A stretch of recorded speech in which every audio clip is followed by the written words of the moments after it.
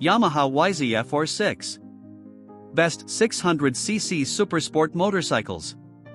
Supersport motorcycles began as a middleweight racing category. These 600 cubic centimeters motorcycles still frequent national and international racetracks. But let's face it, to keep them on track alone is to deny ourselves a world of fun. 600 cubic centimeters sports bikes are quite powerful, light, nimble, affordable, fast, and crazy on the road. Your past, present, and future. 600 cubic centimeters bikes have been very popular for the past 20 years. Most major motorcycle manufacturers produced a supersport bike. Currently, the focus of developers has shifted mainly to 1000 cubic centimeters superbikes. For various reasons, including global emissions restrictions, new 600 cubic centimeters sport bikes are becoming harder to find. But don't worry, it just means that the 600 cubic centimeters sport bike segment has become the bargain hunter's playground. With the popularity of the 600 motorcycle behind us, you could be looking to own a classic before it's even a few years old. So what is the best 600 cubic centimeters motorcycle? Scratch that, let's ask a better question. What is the best 600 cubic centimeters bike for you?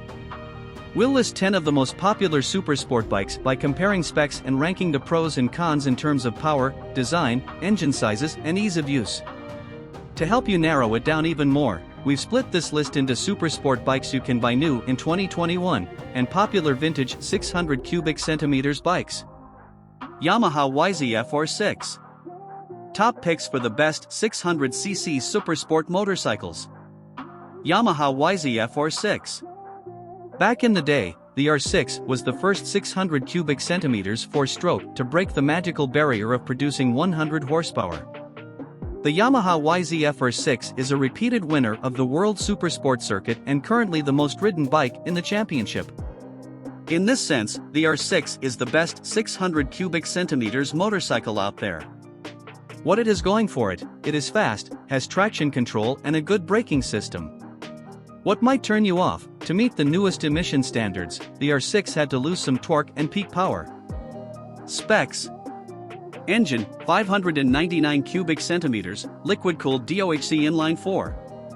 Wet weight, 419 pounds. Transmission, multi-plate slipper clutch, 6-speed. Seat height, 33.5 inches.